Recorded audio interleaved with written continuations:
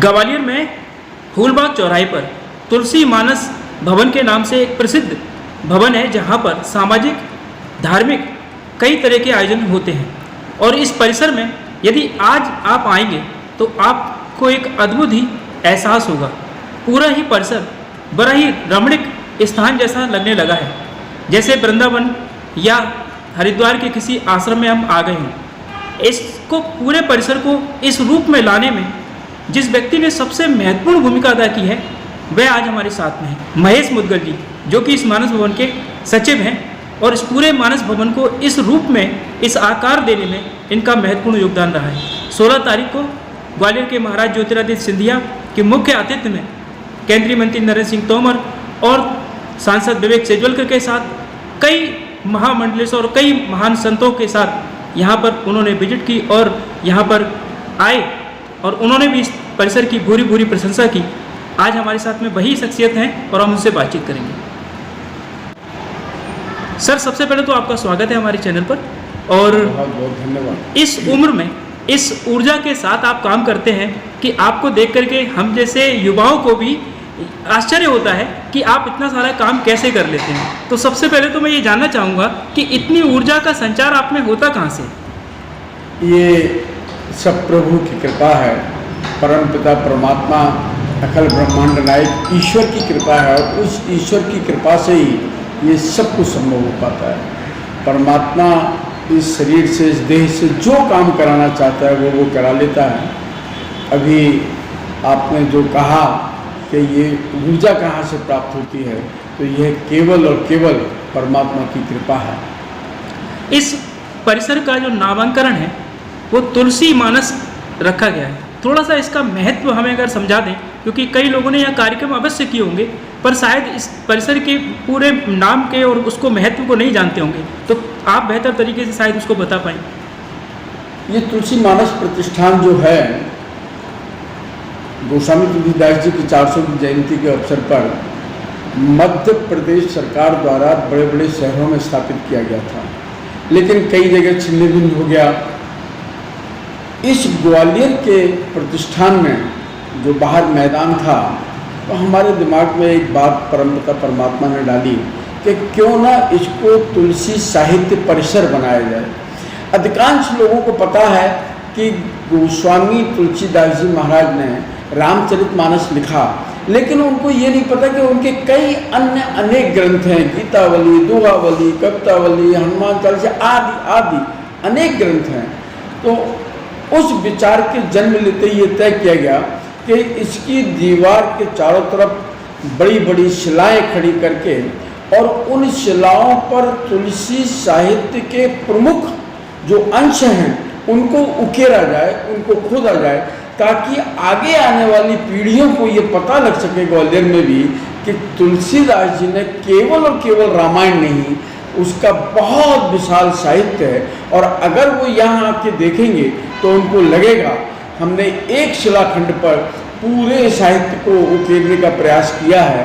तो ये परमात्मा की दया से तुलसी साहित्य परिसर ये बन गया है। तो जो 16 तारीख को महाराज आए थे और वही तमाम मंत्री और सब लोग आए थे यहाँ पर, तो उसमें जो शिलालेख अभी जो लगे हैं, ये नई चीज़ यहाँ पर स्थापित हुई है। जी जी, उसी के उद्घाटन के लिए आए थे। जी हाँ, वो श्रीमंत महाराजा ज्योतिरादित्य जी सिंधिया और हमारे ग्वालियर के लाडले तथा ग्वालियर के गौरव को बढ़ाने वाले केंद्र सरकार में माननीय भाई नरेंद्र सिंह जी तोमर जो केंद्रीय मंत्री हैं, ये दोनों ही मंत्रियों का स्नेह तुलसी मानस भवन ग्वालियर पे है। जब जब तुलसी मानस भवन ग्वालियर इन हमारे मंत्रियों को याद करता है, हमारे भाई सांसद जी तो हमारे परिवार के ही हैं। जब भी कोई भी बात होती है तो बिल्कुल यहाँ आते हैं और हमारे विचारों के साथ अपनी सहमति व्यक्त करते हैं। वो आए थे। आज मैंने जब पूरा परिसर घूमा तो मैंने इसमें 2 चीज़ें नोट की कि इसके जो भी उद्घाटन या फिर जो भी चीज़ें इसमें जो शिलालेख लगाए गए जिस पर मतलब ये कार्यक्रम हुआ तो फिर इसको बुलाया, ये कार्यक्रम हुआ तो इसको बुलाया, ऐसे कई चीज़ें लगी हुई हैं और हर बार किसी भवन या किसी चीज़ का उद्घाटन करने के लिए कोई ना कोई आया ही है।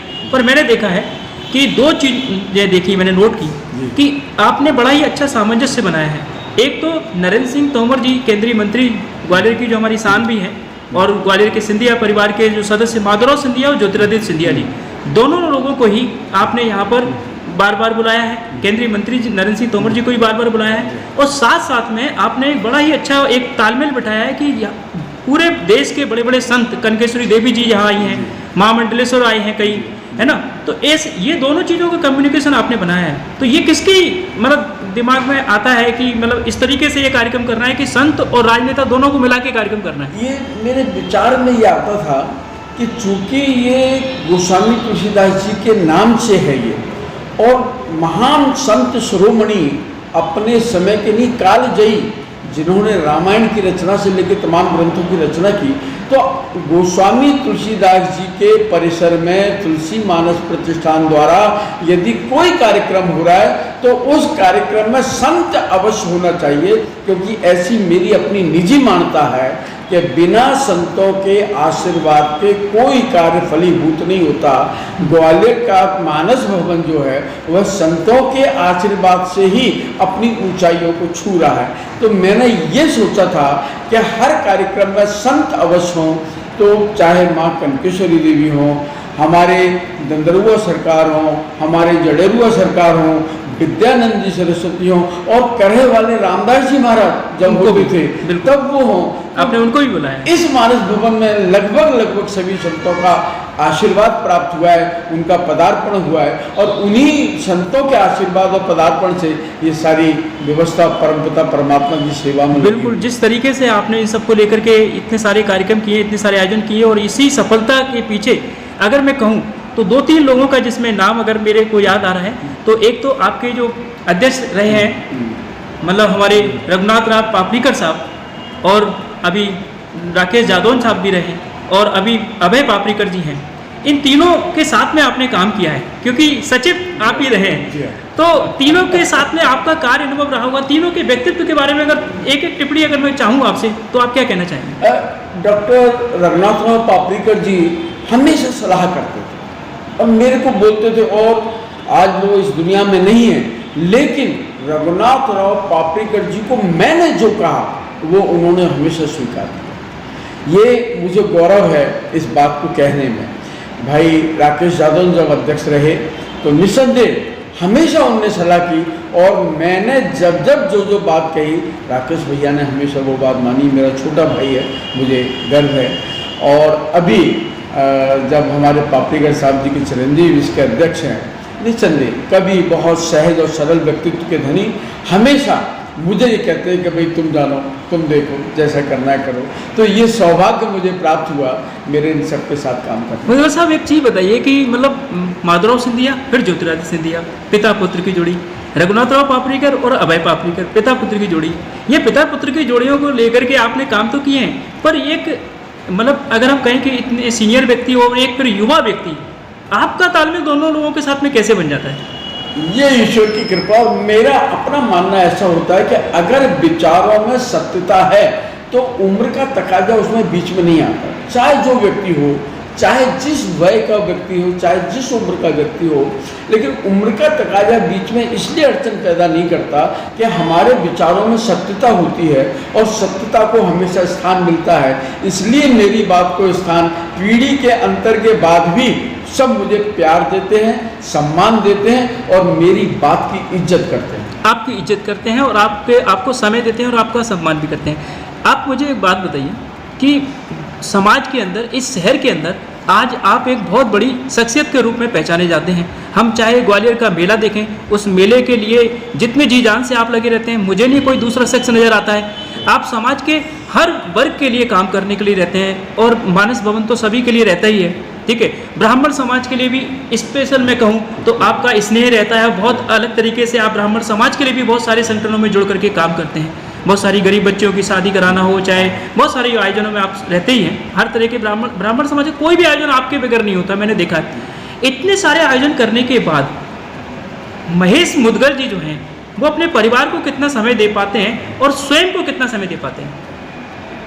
गोस्वामी तुलसीदास जी ने कहा है, ईश्वर अंश जीव अविनाशी। तो ये जो जीव है वह ईश्वर का अंश है, और ईश्वर के अंश की सेवा करने में मेरा अपना ऐसा मानना है कि मैं यहाँ जो सेवा करता हूँ वह समाज की ही सेवा है। मैं जब 12 साल अचलेश्वर ट्रस्ट का सेक्रेटरी रहा, 4 साल जब वहाँ अध्यक्ष रहा, परम पिता परमात्मा ने, भगवान शंकर ने मेरे हाथ से राम मंदिर का जो वहाँ निर्माण करवाया, उसमें परमात्मा की कृपा सन्निहित थी।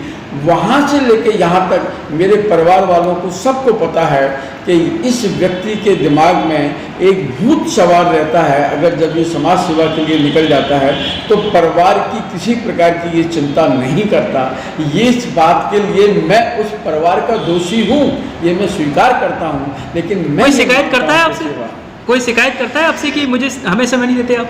ऐसा कुछ विशेष तो शिकायत नहीं, लेकिन अब कालांतर में उनको सबको समझ में आ गया। कौन कौन है परिवार में? कौन कौन है परिवार में? मेरे परिवार में सब हैं। अभी तो पहले सभी थे, मेरी माँ थी, मेरे पिताजी थे, मेरे भाई थे और धर्मपत्नी थी, बच्चे थे, मेरे भतीजे भतीजी, सभी प्रभु की कृपा से संपन्न परिवार था। अभी बच्चे शिकायत करते हैं क्योंकि निसंदेह स्वाभाविक है वो सब, लेकिन अब वो सब समझ गए। अच्छा। अब शिकायत का अंत हो चुका है, अब कोई शिकायत शेष बची नहीं है। अच्छा, आप अपने लिए कुछ समय निकाल पाते हैं? मेरा बिल्कुल नियम है, मैं रात्रि को 11 बजे विश्राम करता हूँ, मैं रात्रि भोजन नहीं करता और उसके पश्चात सुबह 5 बजे मैं अपना बिस्तर त्याग देता हूँ। सुबह 1.5 घंटा मैं ज़रूर घूमने के लिए जाता हूँ, इसमें कोई दो मत नहीं, मैं अपने लिए समय निकालता हूँ। 7 बजे पुनः घर पहुँचता हूँ। 10 दिया है, रात्रि भोजन नहीं करता, अपने लिए बस इतना समय देता हूँ। प्रभु की आराधना मुश्किल से 15 मिनट 10 मिनट में महेश जी, आप कोई ऐसा काम इस परिसर के लिए अभी आपके और मतलब जेहन में है कि आप रह गए बाकी करने को? निसंदेह कुछ 2 बहुत बड़े काम रह गए। एक तो मुझे जो ये बड़ा वाला हॉल है इसको पूरा रियोगनेट करके आधुनिक बना के वातानुकूलित बनाना है। एक कार्य तो इसके लिए ये करना है। मेरी अपनी मानना है कि धार्मिक और साहित्यिक अब जो कार्य हो वह वातानुकूलित अगर होगा तो बहुत अच्छा होगा और ज़्यादा अच्छा होगा। और दूसरा एक मानस भवन का द्वार बनाना है और एक यहाँ भगवान राम जी की भी स्थापना करनी है। तो ऐसे कुछ अभी हैं दिमाग। मतलब आपका कहने का मतलब है कि अयोध्या में भगवान श्री राम का मंदिर बनने जा रहा है और मानस भवन में भी तुलसी जहाँ है वहाँ राम का होना जरूरी है।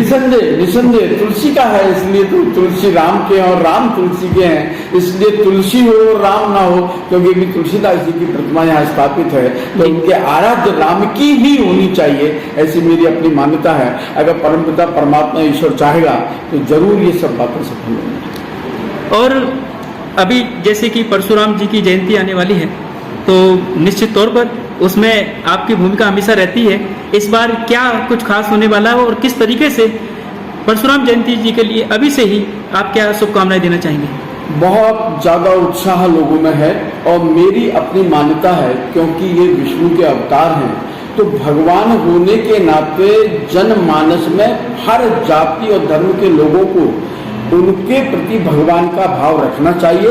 इस समय बहुत उत्साह है। शहर के तीनों शहरों में लश्कर, ग्वालियर, मुरार तीनों में बढ़िया चल समारोह निकलेंगे और परमपिता परमात्मा की आराधना करेंगे। गेंडे वाली सड़क पर जहाँ पर भगवान परशुराम का मंदिर स्थापित है वहाँ इनका अभिषेक होगा। दोपहर में सम्मान होगा ब्राह्मणों का, रात्रि को वहाँ भोजन प्रसादी होगी। तो मैं तो आपके माध्यम से सबको हाथ जोड़ के प्रार्थना करता हूँ कि जो भी व्यक्ति इसको सुने वो उस चल समारोह में पधारे, भगवान परशुराम के पूजन में सम्मिलित हो और भगवान परशुराम के पूजन के साथ साथ भगवान का आनंदमय जीवन का आनंद लें, ये मेरी कामना है। हमसे बात करने के लिए, हमें समय देने के लिए बहुत बहुत धन्यवाद। और निश्चित तौर पर आपका जो जीवन है और आपका जो संघर्ष है वो निखर करके आता है लोगों की भलाई के लिए जो आप काम कर रहे हैं। निश्चित तौर पर यही कारण है कि आपके अंदर ऊर्जा भी है और आपके चेहरे पर एक तेज भी है, चमक भी है। और हम सबकी यही ईश्वर से कामना भी है कि आप निरंतर ग्वालियर के लिए और समाज के लिए सभी वर्गों के लिए इसी तरीके से कार्य करते रहें।